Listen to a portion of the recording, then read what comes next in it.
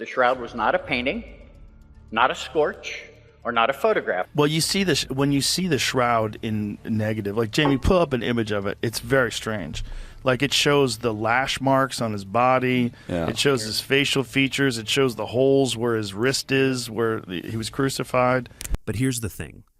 Before you can truly grasp why this DNA discovery is quietly shaking scientists behind sealed lab doors, you need to understand how a deeply skeptical Jewish photographer ended up becoming the world's top expert on the most debated artifact in history, the Shroud of Turin. Because what Barry Schwartz uncovered over 40 years is exactly the kind of truth thus powerful institutions would rather keep hidden forever. Think about it for a moment. Whoever took that burial cloth from the tomb wasn't just being brave, they were risking everything.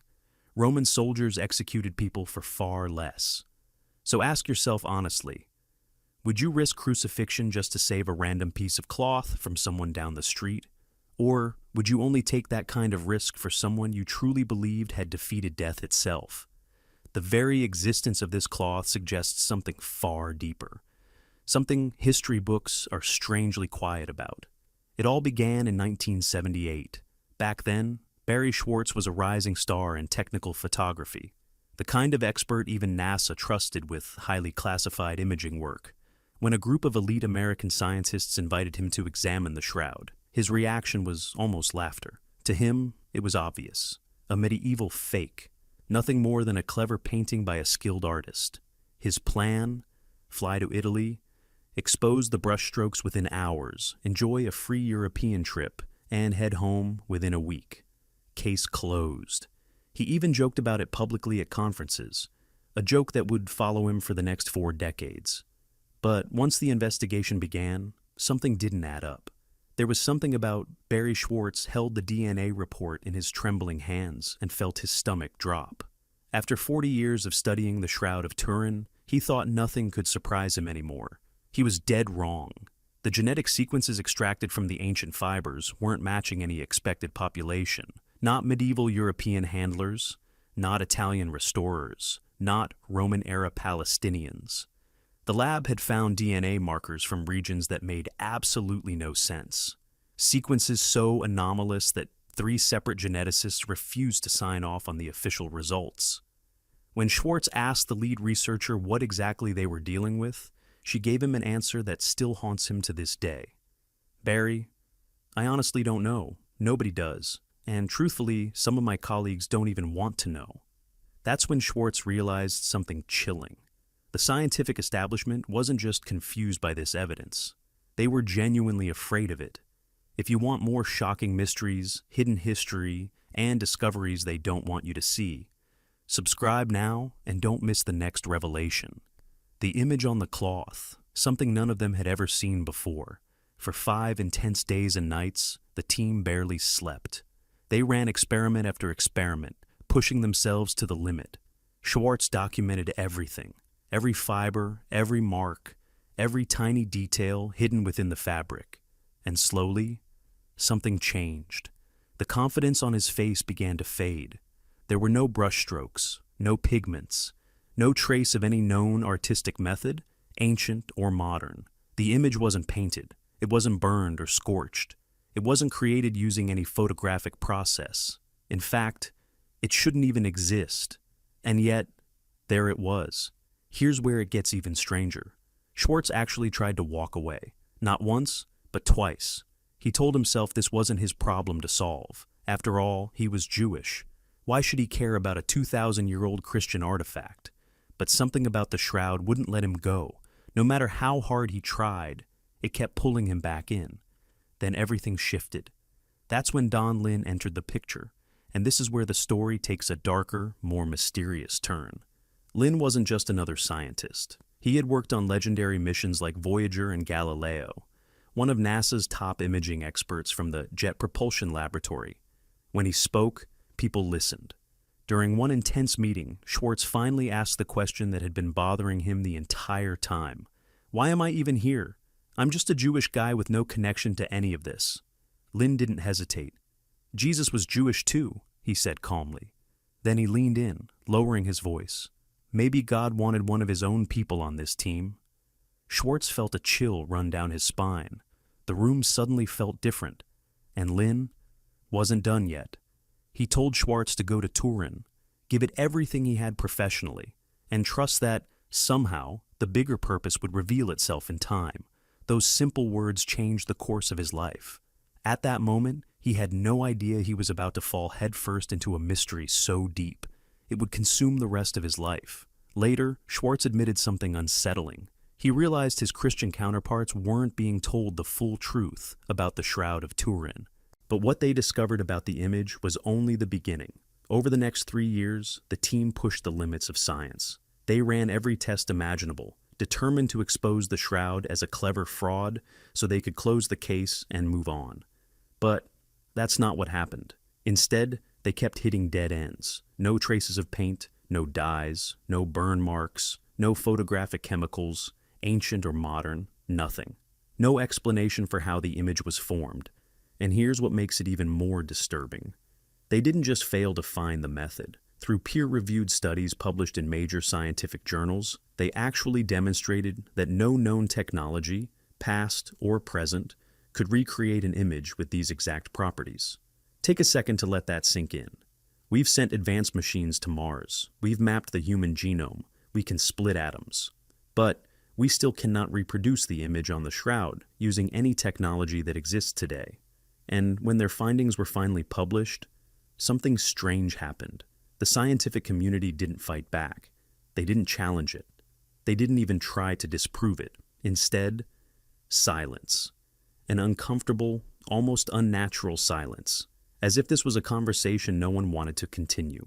Now this is where Schwartz's story becomes deeply personal, because even after seeing all of this evidence with his own eyes, he still refused to believe the Shroud was real. For 18 years, he held on to his skepticism, and the reason? One single detail: the blood. The stains on the cloth were still red, and anyone with basic forensic knowledge knows dried blood turns dark brown within hours. That one contradiction kept him grounded in doubt.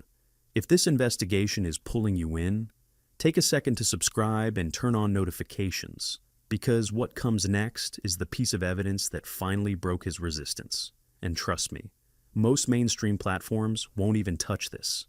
In 1995, everything changed. Schwartz received a phone call that would completely overturn everything he thought he knew. On the other end was Alan Adler, a Harvard-trained biochemist, a globally respected authority in blood chemistry, and like Schwartz, a fellow Jewish researcher with impeccable credibility. When Adler spoke about blood evidence, people listened. "Barry," Adler said, his tone unusually serious, almost tense. "The blood on the Shroud contains extremely high levels of bilirubin." Schwartz paused, confused. "What does that mean?" Adler explained carefully. "When a human body goes through extreme, prolonged trauma, severe beatings, brutal whipping, punctures from sharp thorns, and ultimately crucifixion, the body goes into shock. In that state, bilirubin levels spike dramatically. The liver can't keep up. The system is overwhelmed. And here's the critical part. Blood with abnormally high bilirubin doesn't darken like normal blood. It stays red, permanently." Schwartz felt a chill run through his body. In an instant, his mind went back over years of research. The answer had been right in front of him the entire time, for nearly 2 decades. The truth is, Schwartz simply didn't have the biochemical expertise to understand what he was looking at. But in that one defining moment, everything clicked. Every doubt he had been holding on to for years vanished. The Shroud wasn't just possibly real anymore. It was exactly what it claimed to be: the burial cloth of Jesus of Nazareth. But what comes next is where things take a much darker turn. Because the recent DNA analysis, that's the part of this story that many in mainstream science would rather avoid entirely. When researchers finally managed to extract usable DNA from the fibers of the Shroud of Turin, they had a clear expectation. They assumed they'd find contamination, DNA traces left behind by centuries of contact. European handlers, medieval monks, Renaissance restorers, Italian conservators. That would have made perfect sense. But that's not what showed up. Instead, the genetic data revealed something deeply puzzling. Yes, there were Middle Eastern markers, which aligned with expectations, but alongside them, there were sequences linked to South Asia, others traced back to North Africa, even signatures tied to ancient populations that had no clear connection to first-century Jerusalem. All of it, on a single piece of cloth. And here's where it gets unsettling. The patterns didn't look random. They weren't scattered the way normal contamination would be after centuries of handling. They appeared structured, too consistent, too geographically specific, almost intentional. Some geneticists have quietly admitted in private that they have never seen anything like it before. It doesn't match known models of contamination. It doesn't align with expected historical movement. It doesn't behave like degraded DNA should. In fact, it doesn't fit any established scientific framework at all. And even more concerning, there are reports that certain researchers involved in the analysis are hesitant, some even afraid, to release their full findings publicly. Think about what that implies. Because officially, the academic position hasn't changed. The shroud is still labeled a medieval forgery, an artwork created by an unknown hand. But that conclusion sits uncomfortably beside the evidence. Blood chemistry pointing to extreme physical trauma, an image formation process no technology can reproduce, and now DNA data that raises more questions than it answers.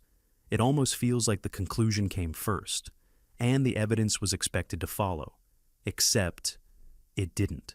Behind the scenes, alternative theories have been quietly circulating for years. Some researchers speak, only in private, about genetic sequences that don't match anything in existing databases, fragments that appear incomplete, or altered in ways that don't follow normal biological decay. This isn't just skepticism anymore, it's avoidance, because to seriously engage with this DNA evidence would mean opening the door to possibilities that mainstream science may not be ready to face. What if the DNA suggests something far older than we think? What if it points to something that challenges our entire understanding of human history? What if these findings have been known for years, but deliberately kept out of public view? These aren't wild claims from anonymous conspiracy forums. These are real questions, raised quietly by qualified researchers in closed-door discussions. The kind of conversations that, for some reason, never seem to make it into published scientific journals. After seeing firsthand how easily public perception could be shaped, and often distorted, by sensational headlines, Schwartz made a decision that would define the rest of his life. In 1996, he built a website from the ground up, Shroud.com. Over time, it grew into the most extensive scientific archive dedicated to the Shroud of Turin anywhere in the world. Millions of people visit it every year, searching for answers grounded in real data. And here's what makes it even more remarkable. This was long before search engines dominated the internet. Schwartz turned down every offer for ads, sponsorships, and outside funding. No corporate backing, no hidden agendas. Just raw, unfiltered research, freely available to anyone willing to look at the evidence for themselves. Then, in 2009, he took it a step further by founding the Shroud of Turin Education and Research Association, a non-profit dedicated to preserving the data for future generations. Of course, people questioned him constantly. Why would a Jewish man devote his entire life to studying evidence connected to Jesus of Nazareth? His answer never changed. I'm not here to tell anyone what to believe. My responsibility is to make sure the evidence survives. But there's a deeply personal side to this story he rarely shares. Because this investigation didn't just change his career, it changed him. After years of presenting his findings around the world, something shifted. People stopped asking about the shroud. They started asking about him. What do you believe now, Barry? At the age of 50, for the first time in his life, he couldn't avoid that question anymore. Raised in a strict Orthodox Jewish family, surrounded by tradition and faith, he had spent decades pushing all of it aside, dismissing it as outdated, irrelevant. But through this journey, something unexpected happened. In his own quiet reflection, he once admitted, "I was surprised to realize God had been there all along, just waiting for me to turn back." Schwartz never set out to prove religion. He simply followed the evidence, wherever it led. And where it led, is something modern science still struggles to explain, something that challenges established thinking, something that makes institutions uncomfortable, something that raises questions many researchers hesitate to even ask. The blood evidence points to extreme physical suffering. The image defies every known method of creation. And the DNA findings continue to trouble even the experts studying them. So, now the question comes to you. What do you believe? Is the Shroud of Turin genuine evidence tied to the resurrection? Or is it the most advanced forgery ever created, made using techniques humanity still can't identify or reproduce? Either way, the implications are enormous. Drop your honest thoughts in the comments. I really want to hear your perspective.